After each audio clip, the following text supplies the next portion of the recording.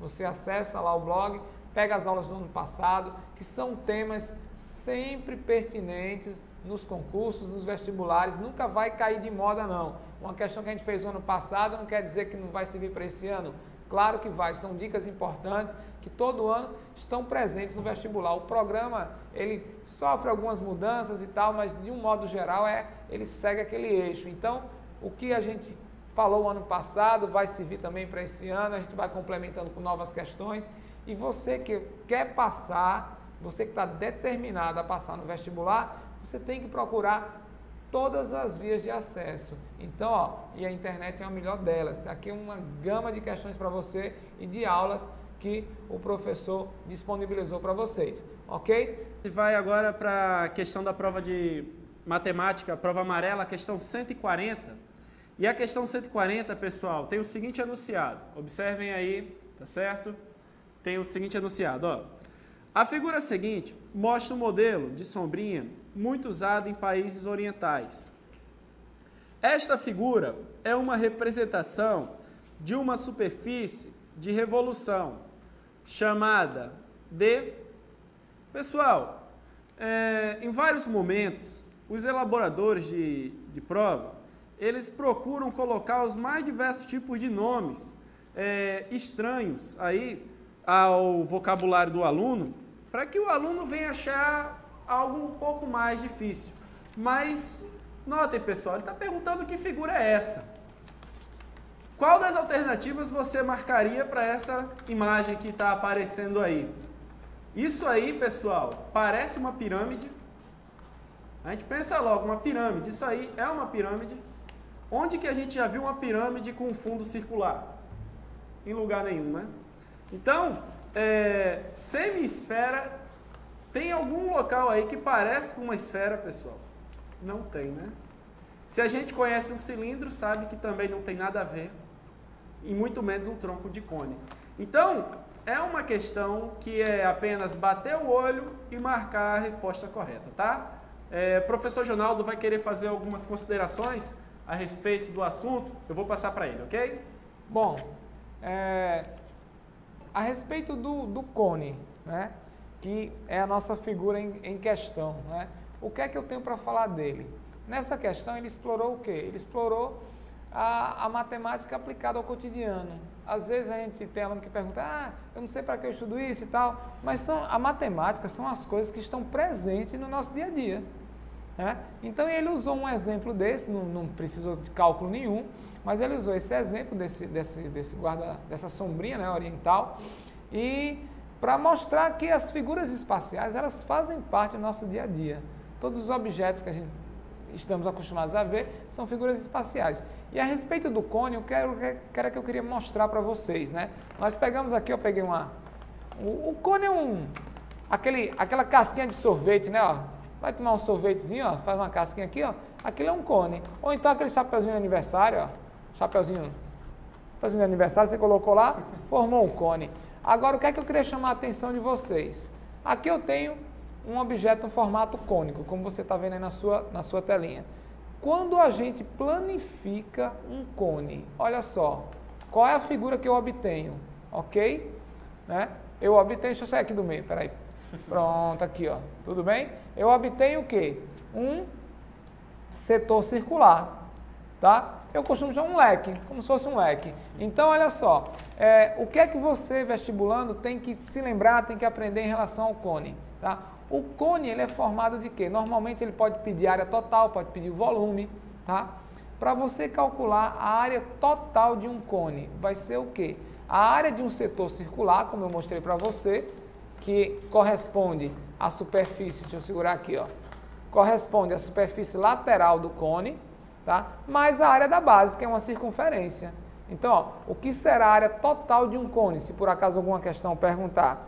Vai ser a superfície lateral mais a área da base, que é a área de uma circunferência. Tudo tranquilo? Essa questão foi muito simples, foi muito básica, mas a intenção era justamente essa, mostrar.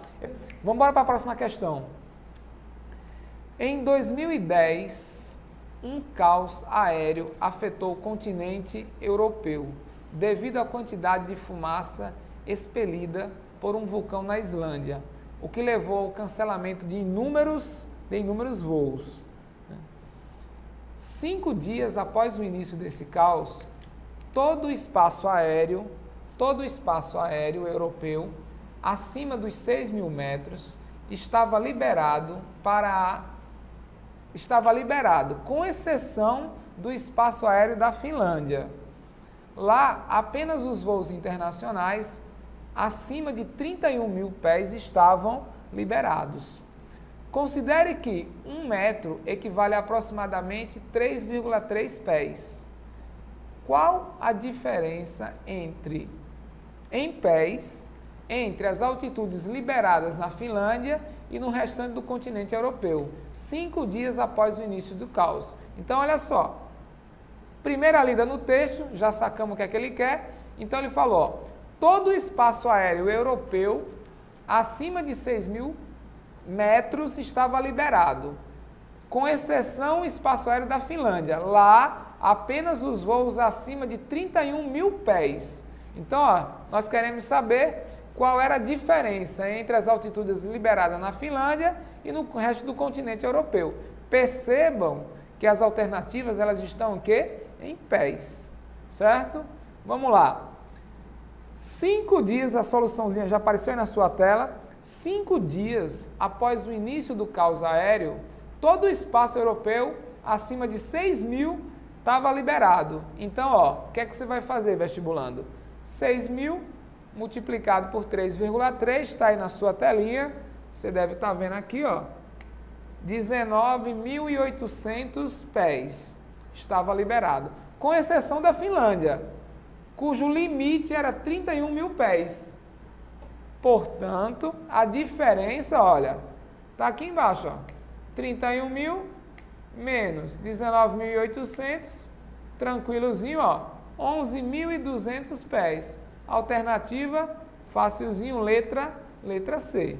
Tudo tranquilo, tudo bem?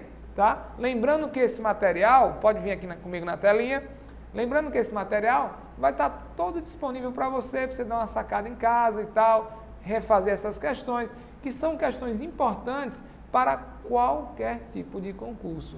Você vai estar se preparando para qualquer tipo de concurso. Eu costumo dizer muito isso. Se você quer passar num concurso, independente do concurso, se você está a fim de passar, estude. Não tem essa de escolher, não, essa questão é muito fácil, eu não vou fazer. Não, não tem essa não. É você estudar, tentar fazer o máximo de questões possíveis, que eu tenho certeza que você vai estar se preparando bem. E onde é que você vai conseguir muitas questões? No blog do professor Luiz Carlos. Lá tem mais de 700 aulas, tá? Já faz mais de 10 anos que ele tem esse programa, então tem muitas questões, muitas videoaulas, você vai tirar suas dúvidas e vai ficar mais bem preparado nessa fase final. Lembre-se que nessa reta final você tem que dar um sprint, tá? Igual aquela velocista, você tem que dar um sprint final. Quanto mais questão você estiver vendo, mais questão você estiver revisando nesse horário, tá? Nesse momento, né? Na reta final, você vai estar aumentando as suas chances de passar. Não é isso, professor Marcos? Isso. Fica à vontade. Pois bem, pessoal, com relação a essa questão que a gente está comentando agora, eu gostaria de chamar um pouquinho a atenção com relação ao aluno estudar um pouco mais além daquilo que é necessário que ele estude, tá certo?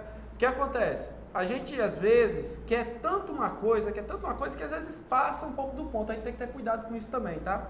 Por exemplo, tem coisas que a gente não precisa estudar. Para que do nada eu vou decorar o que é um pé, o que é uma jarda, o que é uma milha, tá certo? Isso, quando cai, eles dão as informações. Professor, mas caiu e não deram uma informação. Presta atenção. Ele não disse que um pé era tanto, mas ele falou que 3,3 pés equivale a 1 metro. Então, você tem o quê? Você tem indiretamente a medida de um pé. Tá certo? Então, não precisa se preocupar em estudar coisas que estão além daquilo que é necessário. Tá já bom numa matéria, então vai estudar outra que está um pouquinho mais fraco. Tá certo? Por quê? Porque senão você vai perdendo o seu tempo à toa e às vezes você acaba ficando numa matéria ou em outra e poderia ter dado tempo para ter estudado aquela outra matéria mais fraca. Tá?